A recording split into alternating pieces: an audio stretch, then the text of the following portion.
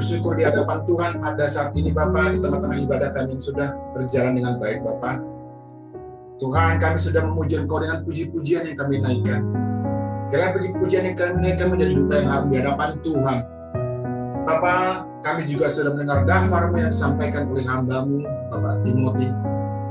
Karena itu tinggal tetap di dalam hati kami dan kami menjadi pelaku-pelaku firman. Saat ini Tuhan, kami ingin berbagi melalui pengajaran singkat yang sederhana yang akan hamba-Mu sampaikan.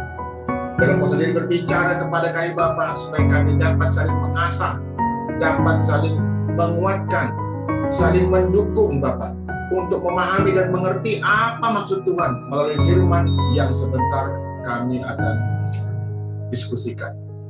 Hamba ini tidak apa-apa Bapak, tidak ada apa-apa di hadapan Tuhan. Mari Tuhan Engkau rapi Bapak, supaya kami semua juga mendapat berkat yang bersama, baik yang membandingkan maupun yang mendengar.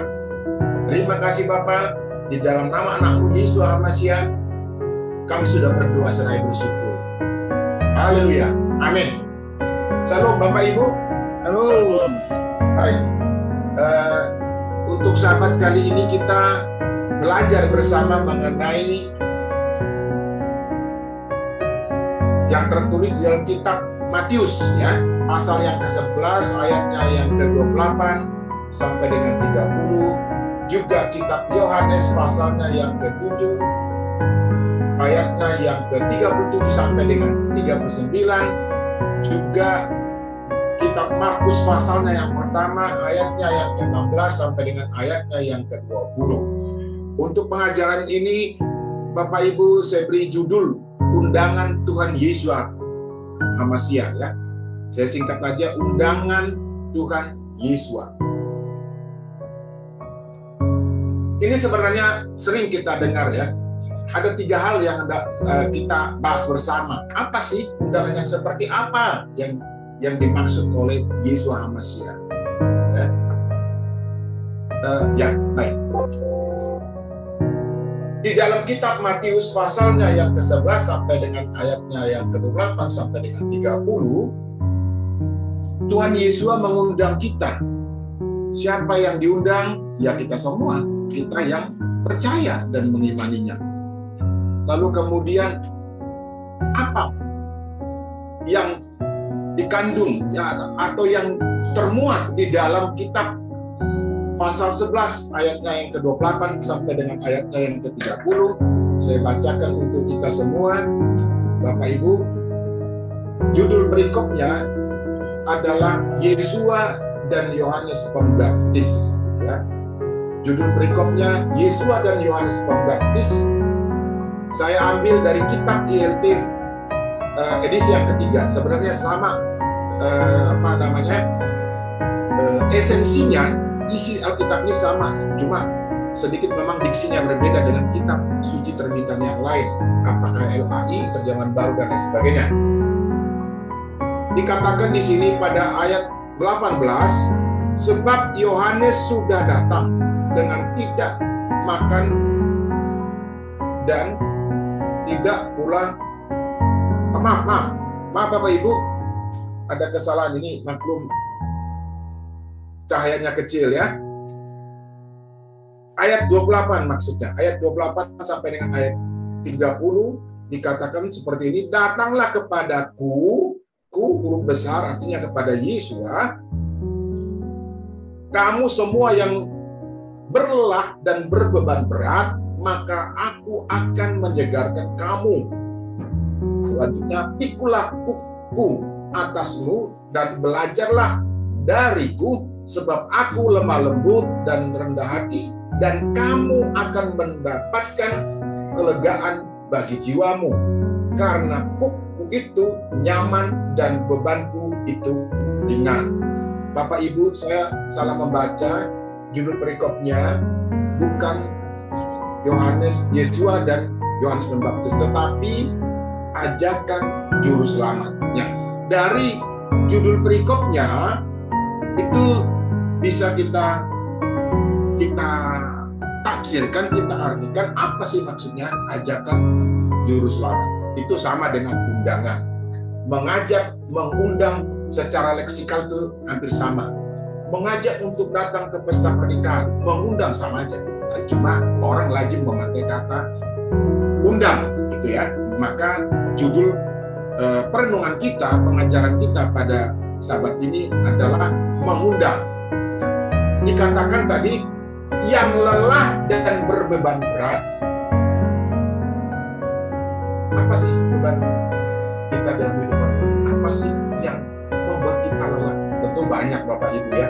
Setiap orang yang hidup, yang diberikan kesempatan dengan bernapas oleh Bapa Yahweh di dalam Yesus HaMashiach, pasti punya beban, pasti lelah juga dalam.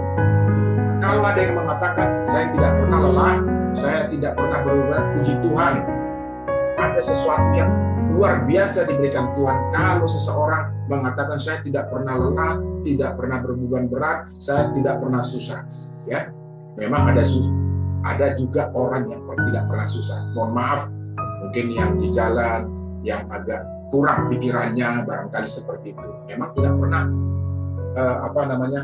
merasa ada bebannya, karena memang gak ada yang dipikirin kan, Bapak Ibu, nggak ada tuh yang dipikirin.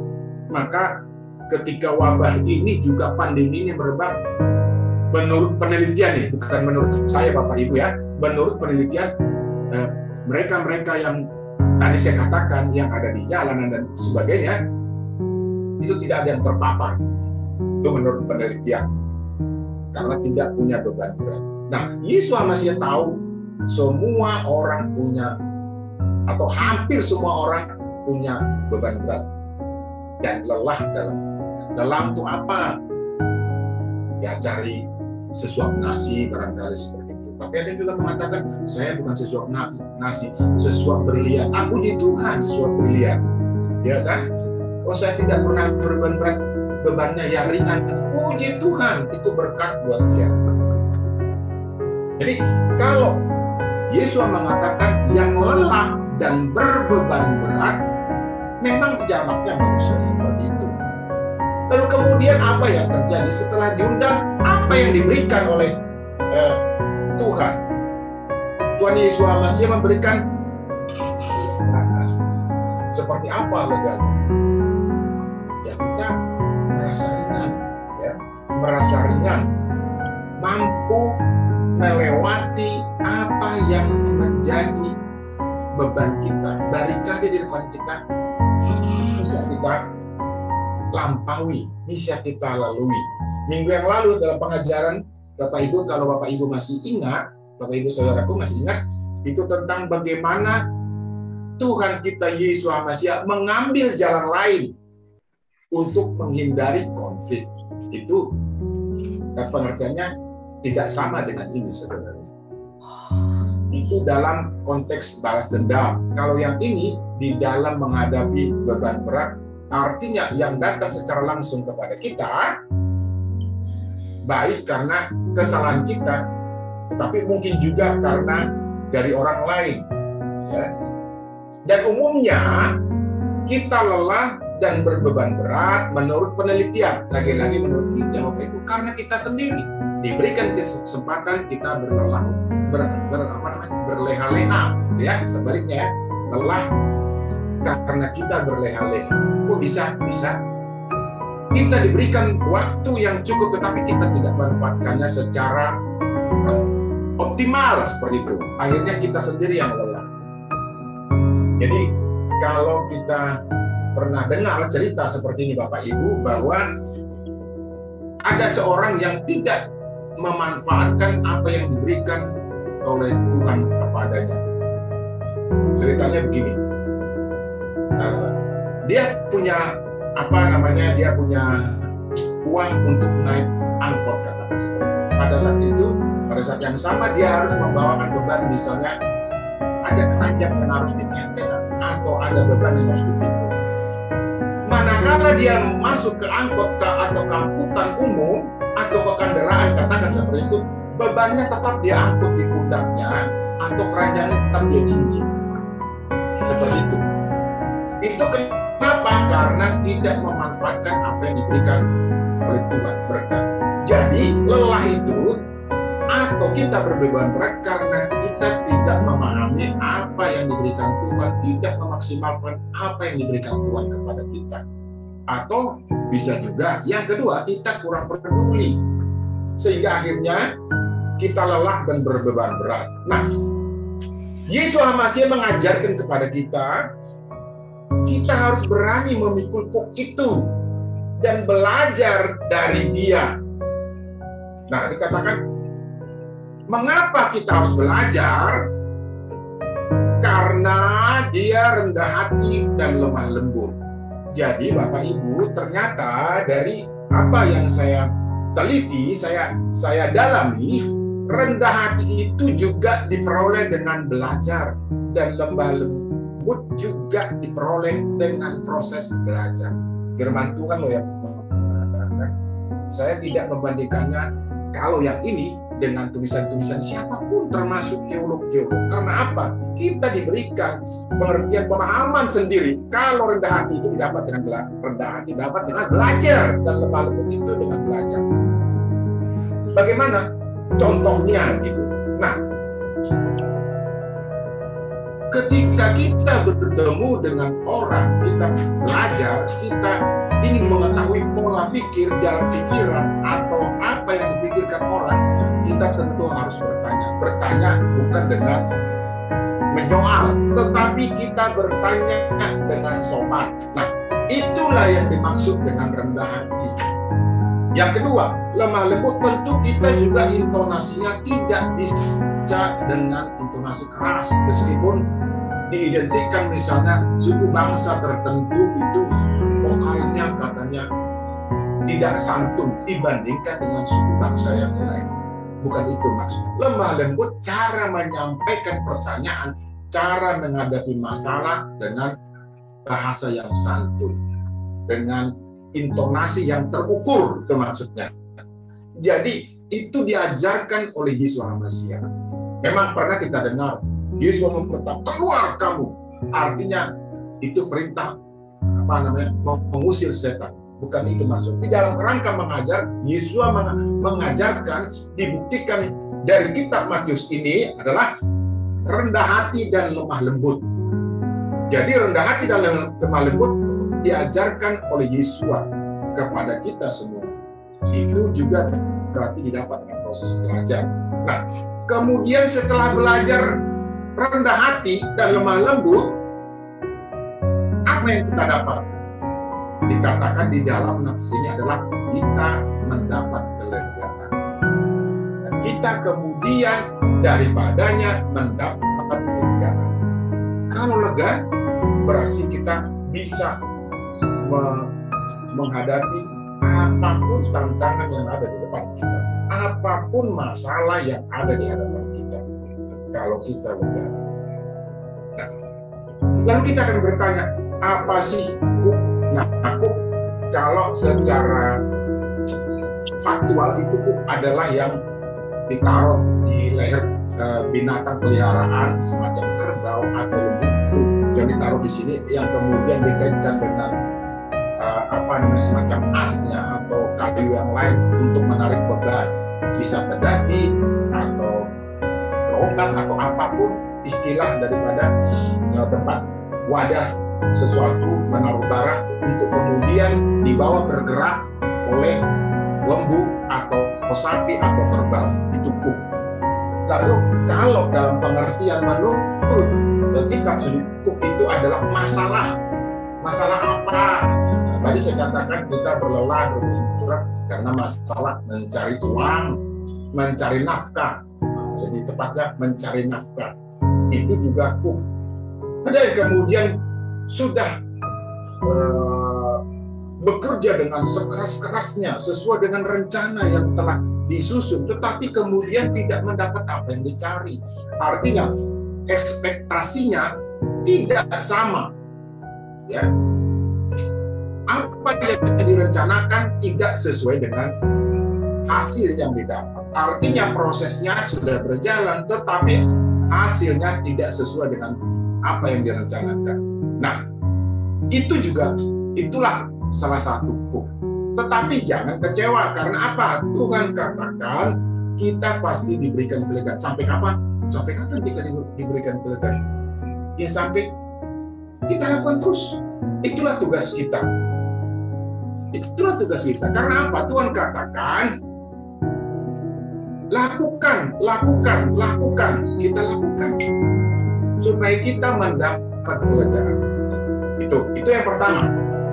Lalu yang kedua, undangan kepada Tuhan kepada kita, singkat saja Bapak Ibu ya, poin-poinnya yang lanjutnya, baik. Kepada yang haus akan apa? Gitu ya, haus akan kebenaran. Kebenaran didapat di mana? Ya firman itu sendiri, itulah kebenaran. Kemudian karena haus akan kebenaran, kita akan mencari hadiratnya, kita membaca firman-Nya, atau kita mendengar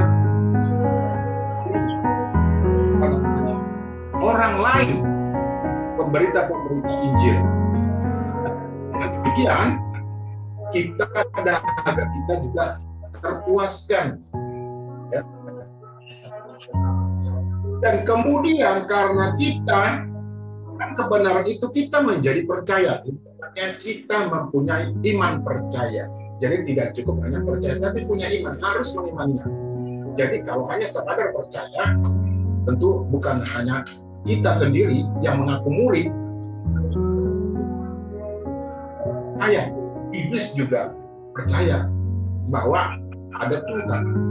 Tetapi kita harus mengimaninya.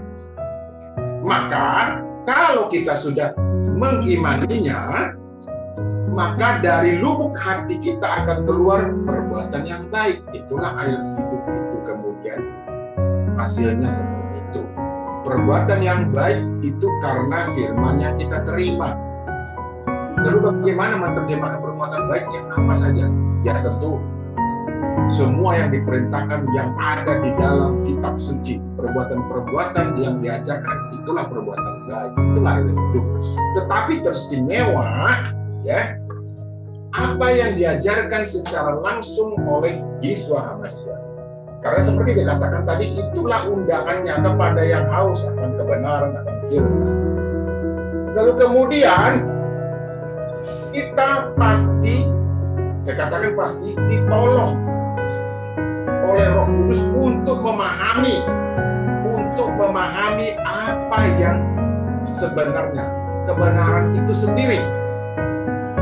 Jadi Roh Kudus akan menolong kita dan sekaligus juga menjadi penghibur bagi kita manakala kita mengalami beban berat dan lelah di dalam kehidupan. Tetapi Roh Kudus itu, kata penulis kitab Yohanes, firman ini datang setelah Yesus HaMashiach dimuliakan atau naik ke surga. Jadi kita minta penolong yang lain. Itu adalah undangan. Jadi yang kedua ini maju Bapak Ibu. Yang pertama tadi dikatakan kita harus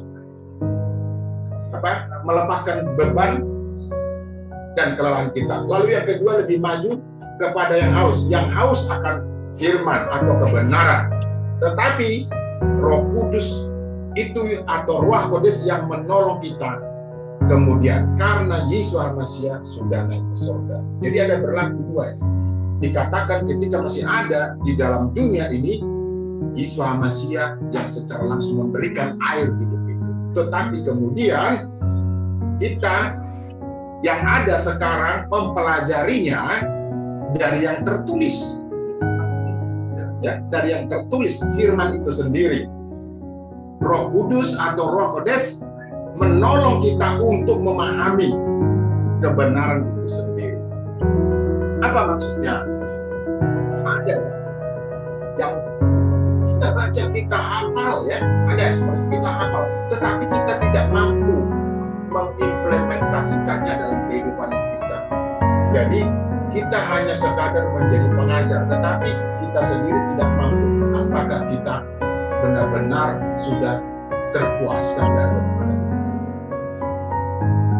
Nah, itu yang kedua. Yang ketiga, yang terakhir Bapak Ibu adalah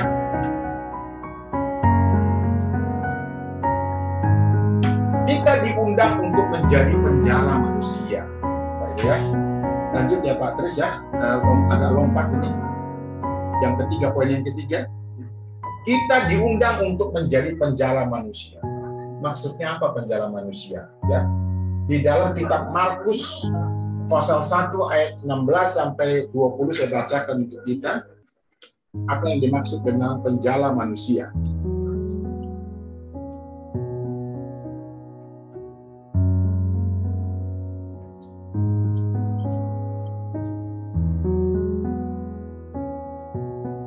Ya, kitab Markus pasalnya yang pertama ayat yang ke-16 sampai dengan 20 dikatakan seperti ini, Bapak Ibu. Yesus memanggil murid-murid yang pertama. Ya. Saya bacakan ayat 16, nanti kita masing-masing boleh membacanya di tempat kita, di mana berada. Dan ketika berjalan di tepi danau Galilea, dia melihat Simon dan Andreas, saudaranya, sedang menebarkan jala di danau, karena mereka adalah pelayan. Ya, kita lanjutkan ya, sampai terakhir ya, sampai 18. Dan berkatalah Yesus kepada mereka, marilah ikut aku dan aku akan membuat kamu menjadi penjala manusia. Dan segera setelah meninggalkan jalannya, mereka mengikuti dia. Nah, jadi penjala manusia itu adalah pemberita, pelayan. Lalu akan timbul pertanyaan, apakah ini berlaku untuk murid pada zaman itu? Tidak. Untuk kita semua yang mengimaninya, kita harus menjadi pelayan sesama kita.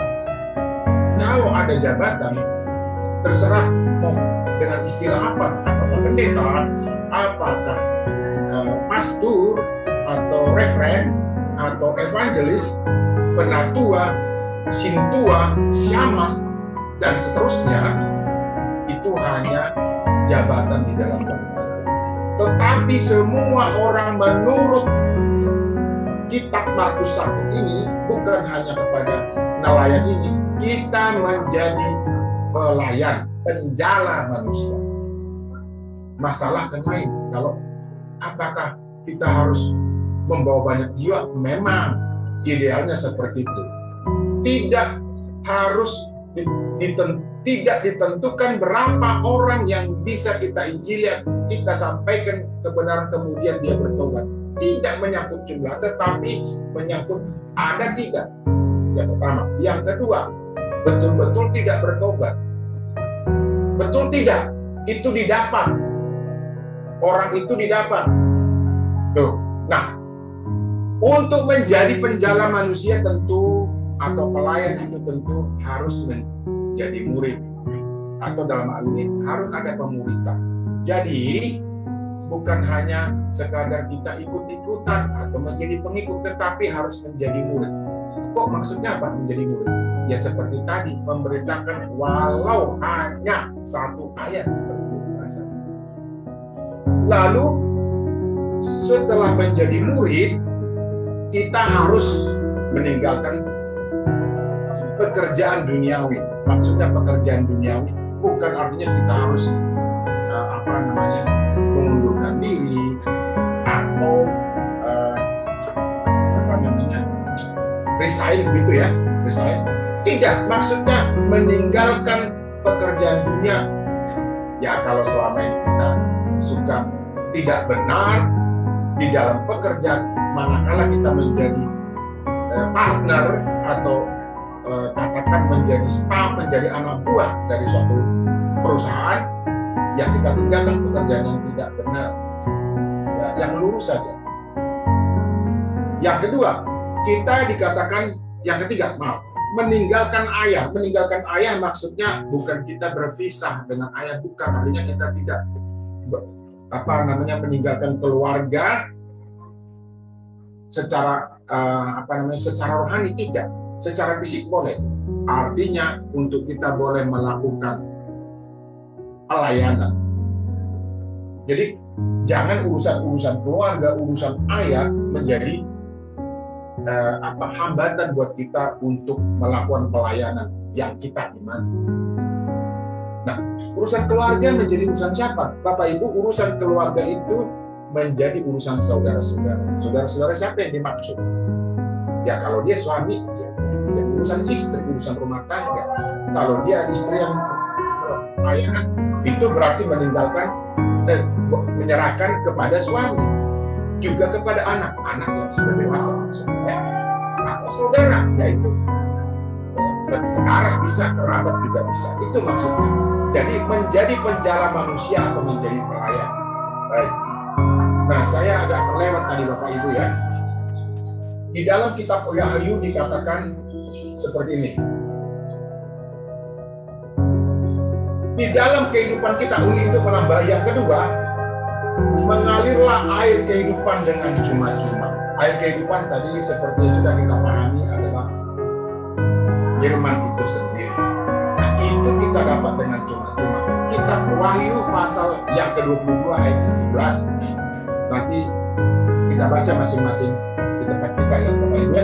Lalu sebelumnya itu ada tertulis di dalam kitab Yesaya pasalnya yang ke-55 ayatnya yang pertama. Ya. Yang harus dikatakan pergi kepada air, mengambil gandum, anggur, dan susu tanpa bayar. Ini maksudnya firman juga. Firman itu kita dapatkan secara gratis tanpa bayar. Itu tadi, kenapa gratis? Karena Tuhan memberikan itu kepada kita. Tinggal kerelaan hati kita, apakah kita mau diajar? Maukah kita menjadi murid, bukan hanya sekadar pelayan, bukan hanya sekadar pengikut. Nah, kalau pengikut dengan murid beda, jauh beda. Nanti pada kesempatan yang lain Bapak Ibu, saya akan berbagi tentang kalau pelayan itu, kalau sekadar pelayan atau menjadi pengikut itu seperti apa. Kalau menjadi murid itu seperti apa. Kita seyogianya menjadi murid, bukan hanya sekadar pengikut. Pengikut itu tidak ada tanggung jawabnya. Tetapi kalau menjadi murid, kita punya tanggung jawab. Itu tadi, kita memberitakan 1 atau 10 atau 100 atau 1000 bilangan yang kita ajak untuk bertobat, untuk kembali, itu berarti kita melaksanakan pemuridan. Tuh, ya, bukan hanya berhasil ikut tetapi kemudian tenggelam. Itu hanya sekadar pengikut. Jadi kita harus memuridkan. Kita pun harus jadi murid. Ya, karena Tuhan seperti dikatakan tadi sudah memberikan itu kepada kita secara cuma-cuma. Dari kitab Yesaya pasal 55 ayat 1 ya, dan Wahyu pasal 22 ayat 17. Yang terakhir Bapak Ibu, lalu apa dengan 3 hal yang tadi? Kita juga dapat 3 pendapat tentang bagaimana kita harus menjadi pelayan atau menjadi murid. Ada 3, ya. Ya. Yang pertama, ada yang mengatakan kalau kita menjadi pelayan setelah bertobat dan menerima Yesus sebagai juru selamat kita, lalu kita meninggalkan segalanya hanya bergantung kepada kasih Tuhan Yesus Kristus. Apakah seperti itu? Ada 3 pendapat. Yang pertama, kita meninggalkan pekerjaan kita secara lambat laun.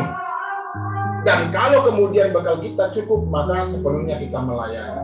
Ini pendapat yang pertama. Ini banyak bukti. Beberapa hamba Tuhan atau katakanlah pendeta seperti itu yang melakukan secara lambat laun meninggalkan, ya, secara lambat laun meninggalkan pekerjaan, kemudian full melayani. Ada beberapa khotbah besar di level dunia atau di Indonesia yang menerapkan seperti ini. Setelah cukup bekal, meninggalkan pekerjaan yang lama. Ini tidak salah juga, karena apa?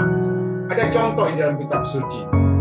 Rasul Paulus yang adalah kalau dikatakan tukang tenda, tukang payung atau tukang penyamak kulit, gitu. Sama aja. Setelah jemaatnya banyak yang harus dicuci, banyak harus dilayani, dan kemudian untuk pelayan dia mempunyai bekal yang cukup, tentunya dari jemaat, ya. Tentunya dari jemaat. Lalu kemudian meninggalkan tukang tendanya, tukang payungnya, dan tukang samak kulitnya. Itu yang pertama. Ada pendapat yang kedua, ya. mengatakan dalam kondisi apapun harus meninggalkan semuanya dan bergantung kepada Tuhan semata. Jadi sejak dari awal ketika dia bertobat langsung meninggalkan segalanya. Ada yang seperti itu. Ya. Bukan hanya ada, banyak seperti itu. Nah, ini pendapat-pendapat seperti ini diberikan Tuhan kepada kita hikmat untuk memilih yang mana manakala kita melakukan pelayanan. Ya. Jadi dalam kondisi apapun dia tinggal, keluarga dia tinggal, nyaris tidak peduli dengan keluarga. Nih, nah kalau secara pribadi saya berpendapat seperti ini kurang benar juga, karena apa ya? Mungkin karena saya hidup di tengah-tengah pedagang kecil, orang tua atau kakek nenek saya mengajarkan harus bekerja keras dan kemudian tetap harus beriman, ya. Jadi kalau saya secara pribadi untuk yang nomor 2 ini untuk menjadi pelayan meninggalkan semua serta merta begitu ya. Ya pribadi saya tidak menerapkan itu. Itu yang kedua. Yang ketiga, ada yang setelah menjadi murid, setelah menjadi pelayan, tetap bekerja secara duniawi, tetapi juga melayani. Dan ini menjadi garam dan di tempat kerjanya menjadi garam. Contohnya, saya berani kasih contoh. Di dalam kitab suci kita sama-sama baca bagaimana Yusuf dari Arimatea yang adalah murid, tetapi tidak tercatat di antara yang 12. Ketika Yesus Masiah menjalani apa yang seharusnya dijalani di kayu salib, katakan mati. Siapa yang menguburkan? Siapa yang berani meminta kepada otoritas dunia pada saat itu? Adalah Yusuf dari Arimatea yang dikatakan sebagai seorang pebisnis, sebagai seorang dewan kota, ya jabatannya mentereng ya. Tetapi dia murid. Nah, itu tetap bekerja secara duniawi tetapi menjadi murid juga. Ya. Dan ada tertulis ya, saya lupa nama kitabnya, tetapi dikatakan seperti itu. Kalau kita bekerja di satu tempat, lakukanlah pekerjaan itu sebagaimana untuk Tuhan. Artinya kita menjadi teladan, menjadi apa? Menjadi contoh. Kepada bagian lain, kitab suci juga mengatakan, kalau kamu melakukan sesuatu, kalau kamu makan, minum, dan melakukan sesuatu itu apa? Ya, itu pekerjaan, aktivitas, lakukan seperti untuk Tuhan, bukan untuk manusia.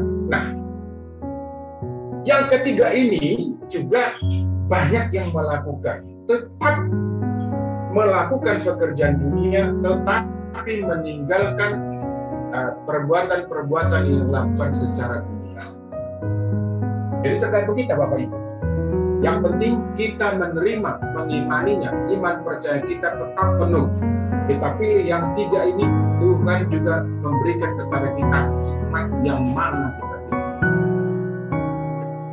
Nah, soal nanti yang mana paling benar itu bukan urusan kita. Pokoknya kita lakukan. Penilaian ada pada Bapa Yahweh di Swahasia. Bapak Ibu, kita boleh memilih dari antara tiga ini versi yang mana kita ambil kalau kita melakukan pelayanan, kita melakukan pemuridan dan kita sendiri sudah menjadi murid. Ya, itulah hikmat yang diberikan Tuhan kepada kita. Jadi tiga hal ini boleh kita pilih dan tidak ada seorang pun yang dapat menghakimi soal itu. Penghakiman adalah milik Tuhan. Kita pilih yang mana? Ya, oke. Bapak Ibu, itulah yang dapat saya bagikan untuk kita pada sahabat ini. Barangkali ada yang bertanya, izin ya Bapak Sekja ya. 1 atau 2 pertanyaan boleh. Kita diskusi. Memang judul ini adalah kita berbagi. Judul dari pengajaran ini, esensinya maksud saya adalah kita berbagi. Kalau ada silakan barangkali Bapak Ibu tentang undangan daripada Yesus Masiah kepada kita yang beriman ya.